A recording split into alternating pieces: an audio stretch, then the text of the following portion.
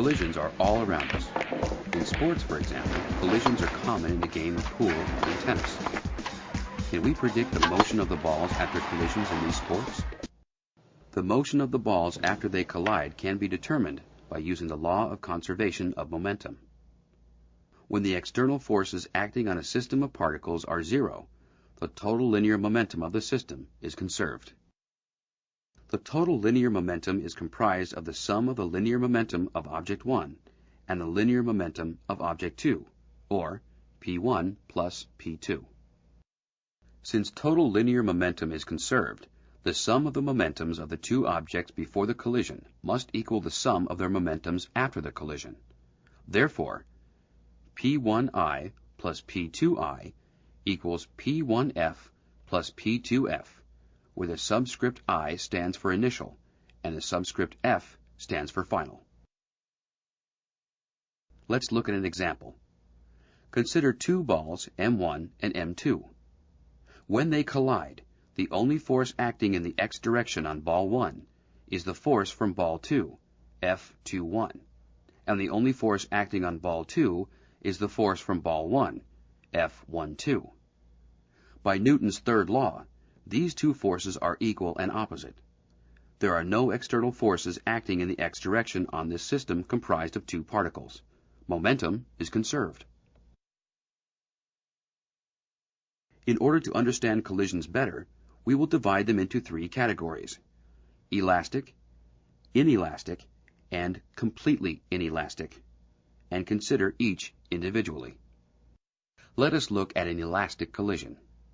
This type of collision occurs when two colliding objects bounce off each other with no change in their shapes. In such collisions, both momentum and kinetic energy are conserved. Colliding billiard balls in a game of pool are a good example of elastic collisions. In an inelastic collision, the shape of one or both objects changes during the collision. In this kind of collision, total momentum is conserved, but total kinetic energy is not conserved, as some kinetic energy is transformed into another kind of energy in the process of changing the object's shape. In perfectly inelastic collisions, the colliding objects stick together after collision. In collisions of this kind, momentum is conserved, but kinetic energy is not conserved. Now let's look at each type of collision separately and find the final velocity of the objects. First, let's look at elastic collisions.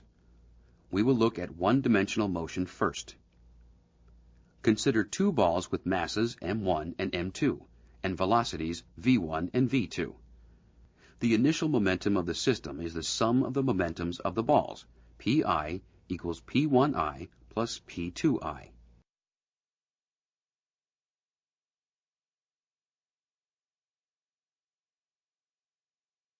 After collision, the total momentum of the system is equal to the sum of the momentums of the individual balls after collision. Because of conservation of momentum, the total initial and final momentums equal each other. Therefore, P1I plus P2I equals P1F plus P2F. The momentum of each ball is equal to its mass times its velocity. Factoring out the masses, we obtain equation 1.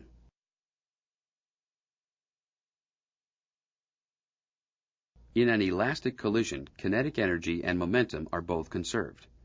Thus, we can set total initial kinetic energy equal to total final kinetic energy, and multiply both sides of the equation by 2. Next, we factor out m1 and m2 to obtain equation 2.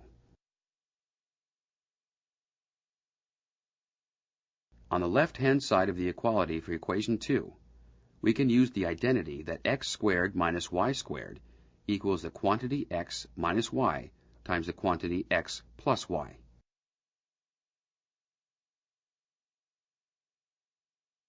We can apply the same identity to the right side and substitute these values into equation 2. Next, we assume the initial and final velocities of the objects are not equal and divide equation 2 by equation 1. Both masses cancel out, and we are left with V1I plus V1F equals v2i plus v2f. This can be rearranged by moving all the initial velocities to one side of the equation.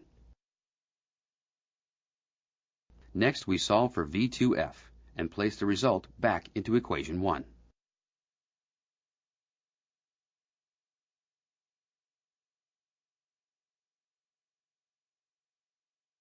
Simplifying and solving for v1f, we find that the final velocity of object 1 is equal to its initial velocity times the difference of the object's masses divided by the sum of the masses plus twice the mass of the second object times its initial velocity divided by the sum of the masses of the objects.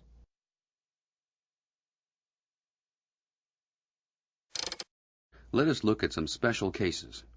What would happen if two colliding balls had equal masses? Can you determine the speed of the balls after collision?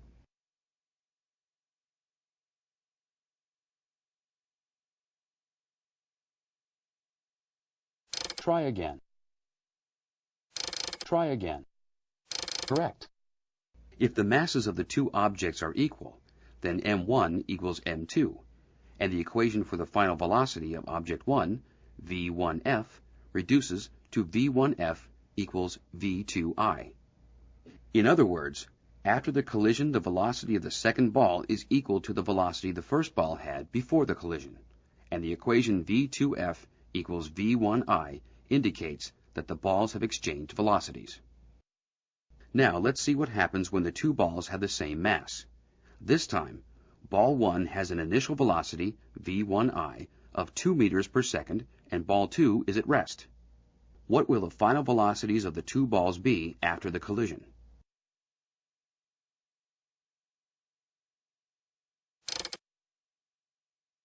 Try again. Correct. If one of the masses, say mass 2, is initially at rest, then its initial velocity, v2i, is equal to 0, and our equation for v1f, the final velocity of mass 2, reduces to 0. The equation for v2f, the final velocity of mass 2, is equal to v1i. In other words, the moving ball transferred its speed to the ball that was initially at rest. For a perfectly inelastic collision, only momentum is conserved. The total initial momentum equals the total final momentum of the system. In this case, since the two objects stick together after collision, the final momentum is equal to the sum of the masses of the two objects times the final velocity. m1 times v1i plus m2 times v2i equals the sum of m1 and m2 times vf. The final velocity is given by m1 times v1i plus m2 times v2i divided by the sum of the masses of the objects. A ballistic pendulum is a device that uses a perfectly inelastic collision to measure the speed of a projectile. The projectile is fired into a holder that is suspended like a pendulum. As a result of the collision, the holder plus projectile swings up to some maximum height. We assume that momentum is conserved during the collision. Therefore, the momentum of the projectile just before the collision is equal to the momentum of the combined holder plus projectile just after the collision, but before the pendulum has moved significantly. As the pendulum swings up, energy is conserved. Therefore, the kinetic energy of the holder plus projectile just after the collision is equal to the gravitational potential energy when the pendulum reaches its maximum height, h. Combining our equations for momentum and energy, we can then derive the equation for the initial speed of the projectile. What was the speed of the projectile in our video example?